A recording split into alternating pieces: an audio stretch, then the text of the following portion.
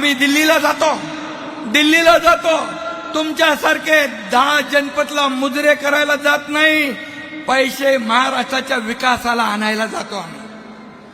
महाराष्ट्राच्या विकासासाठी पैसे आणायला जातो आणि 10 लाख कोटी रुपये जे आले महाराष्ट्राच्या विकासासाठी केंद्राने दिले।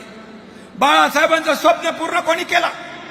राम मंदिर बांधण्याचं अयोध्येमध्ये बाळासाहेब म्हणाले, मला 1 दिवस प्रधानमंत्री बनवा, मी राम मंदिर बांधेन आणि काश्मीरचं 370 कलम हटवेन।